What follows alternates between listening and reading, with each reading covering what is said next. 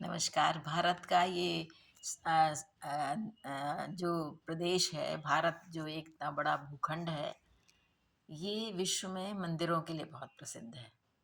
वैसे तो और बहुत से भी देश हैं जहाँ मंदिरों के हमें दर्शन होते हैं, किंतु भारत जो है, भूमि जो है विशेष रूप से मंदिरों के लिए प्रसिद्ध है। तो अभी मैं कुछ पुस्तकें पढ़ रही थी, तो उसमें मैंने मंदिरों के विषय में पढ़ा, तो मैंने सोचा क्यों ना मैं आप लोगों को जो कुछ थोड़ा बहुत ABCD मुझे आता है, अ, क, ख मुझे आते हैं, मैं आपको बताऊं।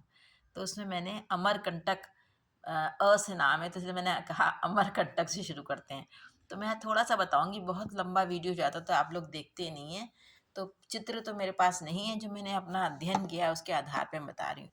देखिए, जो अमरकंटक जो मंदिर है, ये विंध्य प्रदेश में विंध्याचल और सतपुड़ा की पर्वतमालाओं के संधि स्थल पर अनूपपुर से लगभग 75 किलोमीटर दक्षिण की ओर सघन वन क्षेत्रों से आच्छादित एक भूभाग है, जहाँ पर अमरकंटक कैलाश पर्वत के समान भगवान शंकर का वास माना जाता है। जिसे मतलब वहाँ पर घने जंगलों के मध्य में कैलाश पर्वत के समान ही है वो, समान वो भगवान शंकर का वास माना जाता है।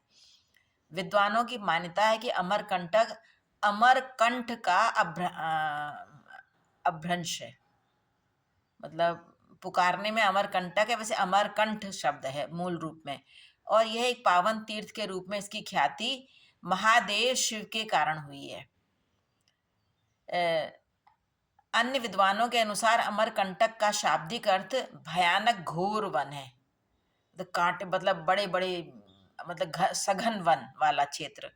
वैसे तो अमरकंटक कंटक में चीतों, तेंदुओं जैसे जंतुओं की से परिपूर्ण है। यह अमरकंटक प्राकृतिक सौंदर्य के लिए अनुपम है। मतलब अगर आपको कुछ भी आर्टिफिशियल से मतलब नहीं है, आप मतलब मूल रूप में विशुद्ध प्राकृतिक वातावरण चाहते हैं, तो आपको अमरकंटक अच्छा लगेगा। मत्स्य पुराण के अनुसार महादेव भगवान शंकर ने त्रिपुर दहन किया तो 2 पुर जलकर भस्म हो गए। त्रिपुर दहन किया मत्स्य पुराण के अनुसार जब भगवान शंकर ने, तो उसमें से एक अमरकंटक बना और दूसरा श्रीशैलम। श्रीशैलम ये आंध्र प्रदेश में आता है। मतलब ये श्रीशैलम के बारे में ये भी कहा जाता है कि जो तिरुमाला की पहाड़ियां हैं, उसकी जो पूंछ वाला हिस्सा है, मतलब वो शेषनाग के रूप में है। 7 फन है जैसे शेषनाग के होते हैं, उसके पूंछ वाले हिस्से में श्रीशैलम है, और जो फन वाला हिस्सा है वहाँ पर तिरुमाला की पहाड़ियों पर ये जो हमारा प्रसिद्ध मंदिर है स्वामीनाथम, वेंकटेश स्वामीनाथम मंदिर और तिरुपति का मंदिर, तो ये पूरा परिसर उसी से घिरा। ये पूरा एक श्रृंखला है। पहले ये आंध्र प्रदेश के अंतर्गत आता था, मतलब अभी भी आंध्र प्रदेश में है, और ये तेलंगाना के भी नज़दीक है, क्योंकि तेलंगाना भी आंध्र प्रदेश का ही एक भाग है। तो इस प्रकार इसमें बहुत सी बातें हैं। जब जब ये ऐसा हुआ कि जब 2 पर्वत बन गए ये, तो उसमें स्कंद पुराण में इससे भिन्न तथा कथा मिलती है। स्कंद पुराण में भी इसका जिक्र आता है अमरकंटक का। हमारे देश के जितने भी मंदिर है ना, वो मतलब तथ्यात्मक रूप से अगर हम पुराने हम लिखित साक्ष्य को देखें, और जो वर्तमान में जो साक्ष्य मिले उनसे उनका मेल मिलता है। ये सबसे बड़ी बात है। मतलब ऐसे ही उड़ाई गई बातें नहीं हैं।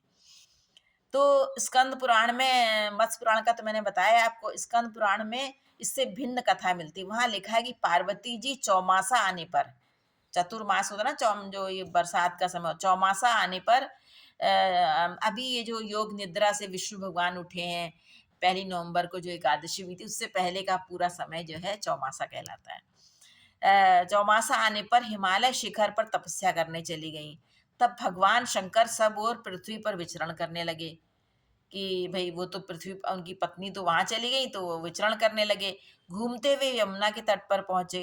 उन्होंने मनोहर रूप धारण करके हाथ में वाद्य ले लिया।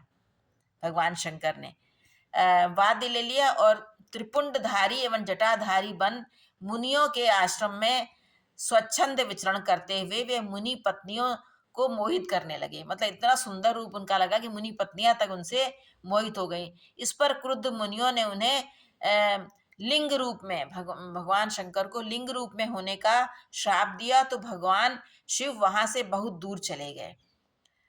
उनका यह लिंग रूप अमरकंटक पर्वत रूप में प्रकट हुआ। देखिए एक कहानी इसमें है, मतलब मत्स्य पुराण की अलग है और स्कंद पुराण की ये है।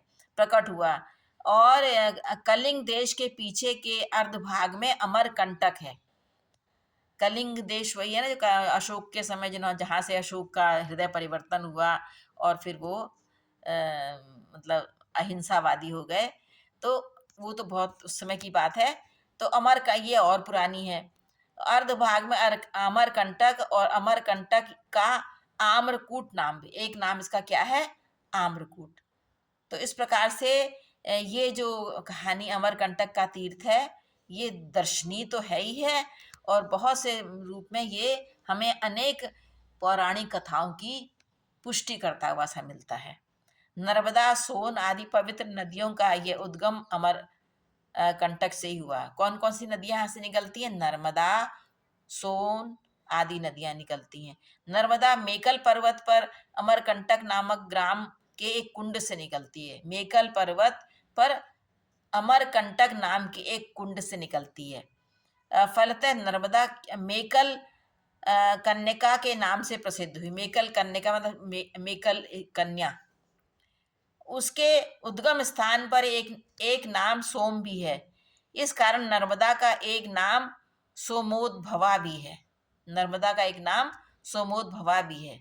तो इस प्रकार से महाकवि जो बाण हैं उन्होंने उद्भव स्थान का नाम चंद्र पर्वत का है। बाण कवि बाण ने भी इस पर अपनी टिप्पणी लिखी है। रेवा, रुद्र कन्या, अयोनिजा आदि नर्मदा के अन्य नाम। नर्मदा के अन्य नाम क्या है? रेवा, रुद्र कन्या, अयोनिजा भी नर्मदा के नाम हैं। धार्मिक लोगों के अनुसार यह वंश वशेश्वर महादेव के कुंड से निकलती हैं। और इस प्रकार से ऐसी बहुत सी इसमें बातें हैं। इसमें इसके बारे में जो मैं आपको, क्योंकि वीडियो बहुत लंबा हो जाएगा, इसमें बहुत से मैंने इसमें नोट किया हुआ था, तो मैं आपको अब कल बताऊंगी और इसके काफ़ी गहराई में जाएंगे। आप मेरा ये जो सीरीज़ में निकालना चाह रही हूँ मंदिरों के बारे में, काफ़ी मैंने अध्ययन किया इसके लिए काफ़ी दिनों से। तो मैं सोच रही थी क्यों ना मैं आप लोगों को बताऊं। जब मुझे पता है तो आपको भी पता होना चाहिए। आपको बल्कि ज़्यादा पता होगा शायद, पर मुझे जो पता है वो मैं आपको देना चाहती हूँ। तो ये सीरीज तो देखिए, आज भाग 1 है। देखिएगा, अभी अमरकंटक के बारे में मैंने पूरा नहीं बताया। अब मैं इसको मैं कल बताऊंगी, क्योंकि वीडियो बहुत लंबा हो जाएगा तो फिर आप लोग पूरा देखेंगे। पर सुनिएगा और देखिए, बताइए कि आपको कैसा लगा। फिर मैं और रिसर्च करके शोध करके आपको और बहुत सी बातें बताऊंगी। ऐसे सारे तीर्थों के बारे में अगर मैं जिंदा रही तो बताने का कष्ट कष्ट तो नहीं कहना चाहिए, मुझे सुख प्राप्त होगा।